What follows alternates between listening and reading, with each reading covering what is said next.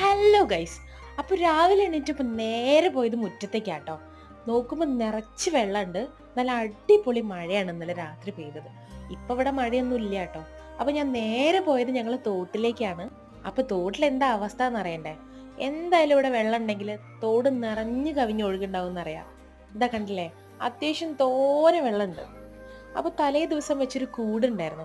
അപ്പൊ ആ കൂട്ടില് വല്ലതും കേറിയോ നമുക്ക് നോക്കിയാലോ. അതിന്റെ ഇടയിൽ ഇതാ ഏട്ടനും പാറും കൂടെ അവിടുന്ന് തോണി വിടുന്നുണ്ട് കേട്ടോ. അതെന്തായാലും അവിടെ വരെ എത്തും എന്നുള്ള ഒരു പ്രതീക്ഷയില്ല. അപ്പൊ ഞാൻ ആ കൂടൊന്ന് പൊക്കി നോക്കിയപ്പോ ദാ അതിൽ രണ്ട് മൂന്ന് മീനുണ്ട്, പിന്നെ കുറച്ച് കുഞ്ഞുമീനും ഉണ്ട്. അതിലൊരു ചത്ത മീനും കൂടെ ഉണ്ട് കേട്ടോ. അത് പിലാപ്പിയാണേ. പിന്നെ കുടുങ്ങിയതൊക്കെ കടുങ്ങാലീന്റെ ചെറിയ കുട്ടികളാ. പിന്നെ ഞങ്ങളവിടെ പാടത്തൊക്കെ അത്യാവശ്യം നല്ല വെള്ളം കയറിയിട്ടുണ്ട്. അപ്പൊ നേരത്തെ വിട്ടൊരു തോണിയില്ലേ, ആ തോണി എന്തായാലും നമുക്ക് നോക്കാട്ടോ. അത് അവിടുന്ന് വിട്ടപ്പോ തന്നെ ഏകദേശം ചെരിഞ്ഞൊക്കെയാണ് വരുന്നത്. ഇവിടെ എത്തിയപ്പോ തന്നെ ഏകദേശം അതിന്റെ പണി തീർന്നു.